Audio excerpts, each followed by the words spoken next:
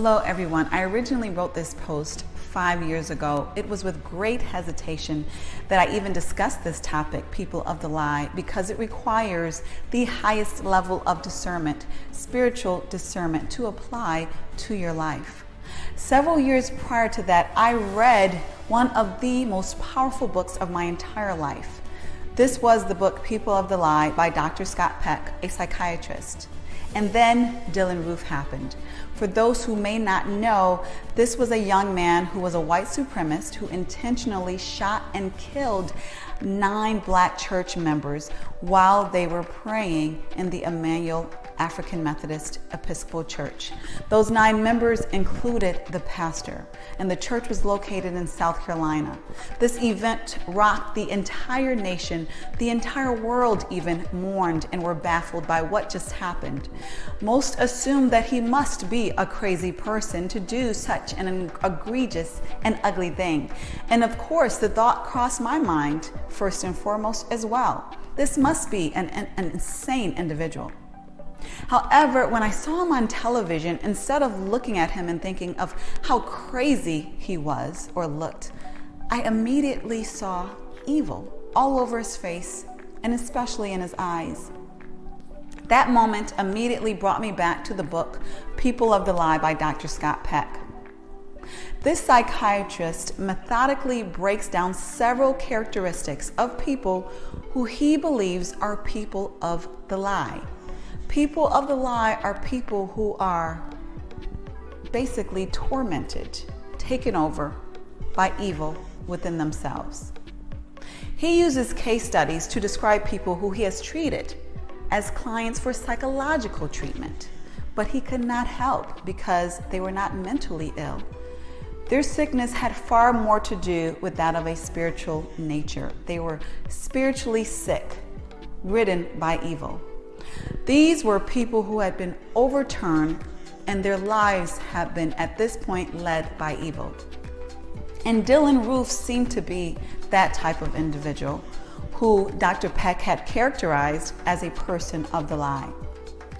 So I looked especially at the case studies that he used, and I identified the 7 characteristics that the clients of the book shared, and those were also, from my perspective, shared by Dylann Roof.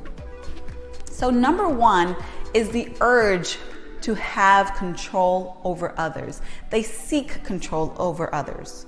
And we know that with Dylann Roof, first and foremost, he wanted to seek control over those 9 individuals who he killed by using a handgun. He thought that was an easy way for him to do it. But far beyond that, he wanted to seek control over all of us by terrorizing us with fear, terrorizing the nation, if not the world, with fear of hate. So Dylann Roof definitely reflected that first characteristic of people of the lie by seeking control over others. The second characteristic is lacking empathy. Obviously, if someone is able to enter a church, a house, a building that is dedicated to God and pray with the saints who are in a meek position while praying upon them with violence, that is definitely a level of hate that illustrates someone who lacks empathy. Thirdly, they tend to have a permeating problem toward negative behavior. We know that Dylann Roof was someone who dwelled on negativity. He dwelled on negative behavior. His life was dedicated to hating and plotting against people of color. This became his lifestyle, the world in which he lived and focused upon. He consistently focused on division, destruction, and hate. So he definitely had a permeating problem toward negative behavior. Fourthly, they tend to strategically and intentionally plan toward the wrongdoing of others. So their wrongdoing is calculated. It's obviously intentional. It's not impulsive. So given Dylann Roof's situation, given that scenario, this was not a new plan of his. In fact, he told people around him at least 6 months in advance what he was going to do. He was very clear in his direction and his strategy regarding what he was going to do to harm these individuals. The fifth characteristic, and what I would like to do now, is qualify by saying this fifth characteristic, I believe, is not only a characteristic of people of the lie, but it definitely is a characteristic of a person of the lie. And that is, they tend to be in their own extreme area. Of course, there are people around you who are different and they stand out from the crowd who are not evil. But I will say that most people of the lie tend to stand out from the crowd in a certain particular way. You interact with them and they may say something that just isn't quite right. It's just not normal.